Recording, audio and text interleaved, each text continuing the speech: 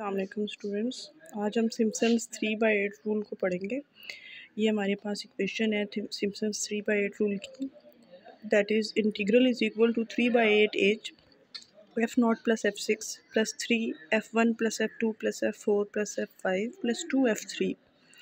ठीक है, इसमें एच जो है वो स्टेप साइज़ है, जिसको हम लोअर और अपर लिमिट को हाफ माइनस करके निकालते हैं ना, स्टेप साइज़ को, जैसे हमने प्रीवियसली कुछ एग्जाम्पल्स में किया था। अच्छा, यहाँ पे हमने हैश इंक्लूड और ये सारी चीज़ें जो हम पहले लिखते हैं वो लिख ली हैं। उसके बाद हमने एक फंक्शन डिक्लेयर किया है f के नाम से, फ्लोट टाइप का, और उसके जो रिटर्न टाइप है वो भी हमने फ्लोट ही एक x वेरिएबल डिक्लेयर किया है। अब ये प्रोग्राम स्टार्ट हुआ है इस ब्रैकेट के साथ, और फ्लोट a एक वेरिएबल का नाम हमने a रखा है जो कि फ्लोट टाइप का है, और उस a की वैल्यू जो है हमारे फंक्शन की वैल्यू है, यानी e⁻√x। तो इसको हम लिख सकते हैं exponential square root of x, यानी e⁻√x। ठीक है, और रिटर्न a, क्योंकि हमने a की वैल्यू ही रिटर्न करवानी है। अब यहाँ पे हमारा जो फंक्शन यहाँ से स्टार्ट हुआ था, ये फंक्शन डिक्लेरेशन और ये फंक्शन बॉडी है, ये वाली चीज़ जो है। ठीक है, यानी हमने फंक्शन डिक्लेयर किया, फिर अंदर फंक्शन की वैल्यू a रख के तो उसको रिटर्न करवाया, यानी इसी का रिज़ल्ट हमें बाद में चाहिए होगा जब फंक्शन को कॉल किया जाएगा। नेक्स्ट हमारे पास है वॉइड मेन, और फिर प्रोग्राम स्टार्ट होता है। प्रोग्राम के अंदर हमारे पास है फ्लोट टाइप के वेरिएबल्स एच, सम, ये हमारे पास एल है, ये हमारे पास एल नहीं है, यहाँ पे हमारे पास है लो वेरिएबल का नाम हमने रखा हुआ है। ठीक है, और एक हमारे पास अप है और एक हमारे पास एन वेरिएबल है। ये सारे वेरिएबल्स हमने यूज़ करने हैं जब हमने इस फंक्शन को एवेल्यूएट करवाना है।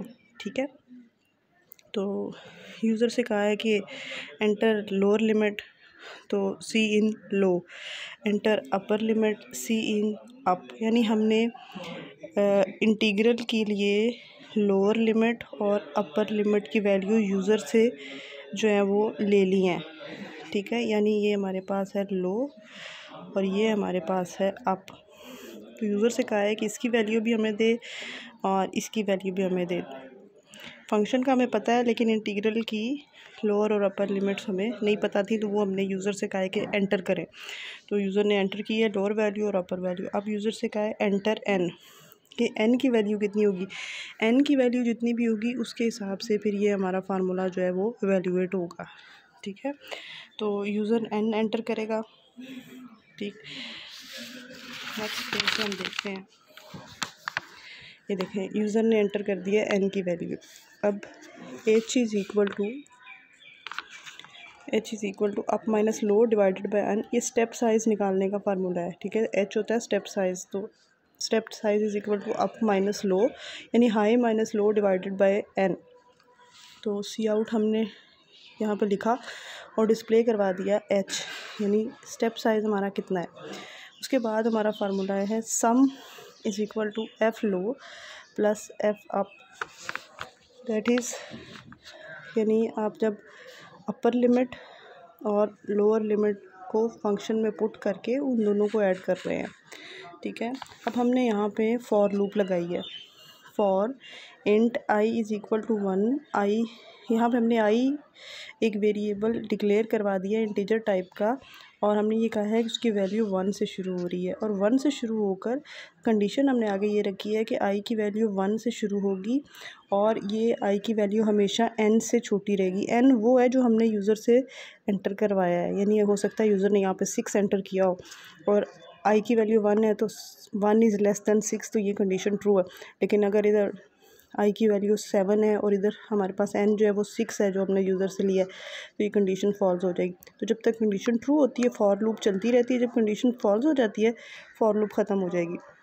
अच्छा, तो यहाँ पे हमने कंडीशन लगा दिया है कि I is less than n, और आई प्लस प्लस का मतलब ये है कि आई की वैल्यू में हर बार जब भी प्रोग्राम आइटरेट इस लूप को करेगा तो आई की वैल्यू में हर बार एक, इजाफा होता जाएगा। जैसे अभी 1 है, अगली बार i 2 हो जाएगा, फिर उससे अगली बार i 3 हो जाएगा, एंड सो ऑन, जब तक i की वैल्यू में इजाफा होता रहेगा, जब तक ये कंडीशन ट्रू रहेगी। ठीक है, अब इसके अंदर ब्रैकेट में if i is equal to 3, अगर i की वैल्यू 3 हो जाती है तो फिर क्या करना है, सम का फार्मूला होगा sum is equal to sum plus 2 into F low plus I h. अच्छा, sum is equal to sum plus 2 into, ये क्या किया है,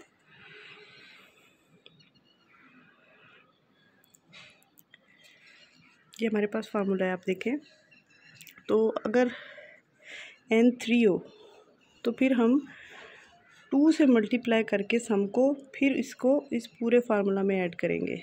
अगर n की वैल्यू 3 यानी f3 है हमारे पास, फंक्शन n 3 पे फाइंड कर रहे हैं अगर, तो ये कंडीशन मैंने यहाँ अप्लाई की है। If i is equal to 3 तो फिर फार्मूला होगा sum is equal to sum plus 2 into F low plus I h, यानी सम जो है टोटल इंटीग्रल होगा इस सारे का सम प्लस 2 टाइम्स f3। ठीक है, अच्छा, तो फिर हम सम को डिस्प्ले करवा देंगे ये फार्मूला लगा के और ब्रैकेट क्लोज। अगर ये कंडीशन ट्रू नहीं होती और i की वैल्यू 3 नहीं आती, फिर sum is equal to sum plus 3 into F low plus I H. तो फिर सम के अंदर 3 के साथ मल्टीप्लाई करके जितने f की वैल्यूज़ बन रही हैं i से मल्टीप्लाई करके वो सारी ऐड होंगी। ठीक है, अच्छा, इसी तरह अगर ये कंडीशन भी ये दोनों कंडीशंस में से एक ट्रू होगी। अच्छा, उसके बाद है sum is equal to sum into 3 into h by 8।